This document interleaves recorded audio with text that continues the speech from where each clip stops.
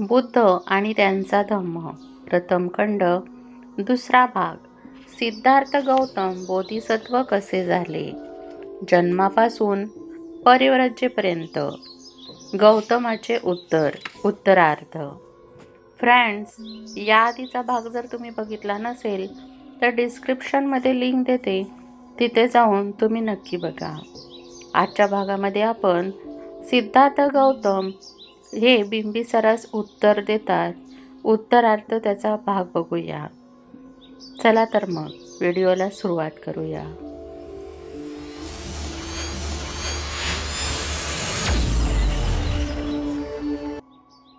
गौतमाचे उत्तरार्ध.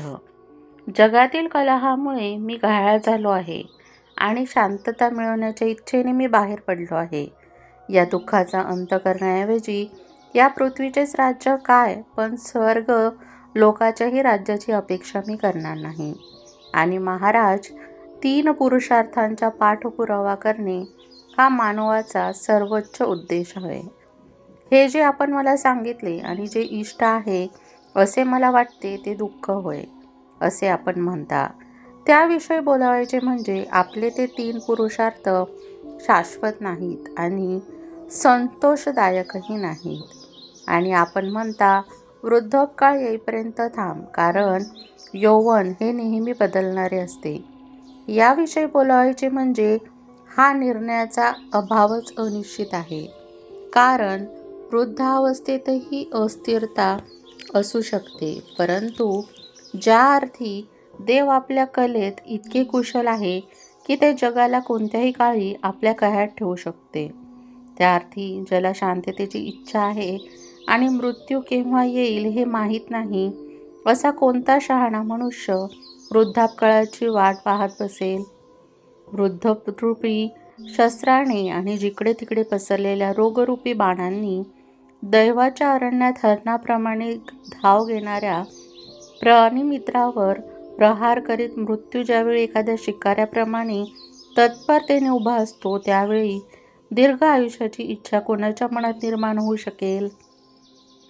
ज्याचे अंतःकरण दयेने पूर्णपणे भरलेले आहे, अशा धार्मिक माणसाच्या मार्गाची निवड करणे हेच तरुण, वृद्ध किंवा लहान मुलं यांना योग्य ठरेल. आणि आपण म्हणता की तुझ्या वंशाला शोभणारे आणि उत्कृष्ट फळ देणारे असे यज्ञ तू धर्मासाठी नेहमी करत राहा. अशा यज्ञांना माझा नमस्कार. दुसऱ्यांना दुःख देऊन मिळवणारे कोणतेही फळ मिळवण्याची माझी इच्छा नाही.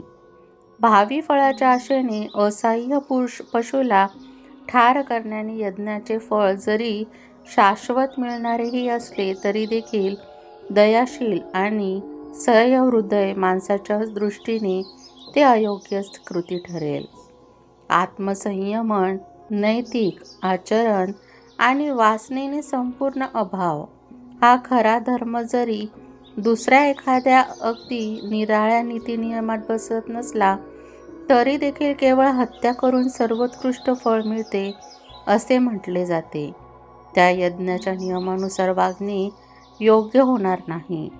दुसऱ्याला दुःख देऊन मिळवलेले जे समाधान माणसाला या जगात असताना लाभते ते देखील शहाण्या दयाशील अंतःकरणातील तिरस्करणीयच वाटते. तर मग अदृश्य असलेल्या दुसऱ्या जगातल्या माणसाला सुख मिळते हे म्हणणे त्याला किती तिरस्कारणीय वाटेल. भावी फळासाठी कृती करण्याचा मोह मला पडत नाही.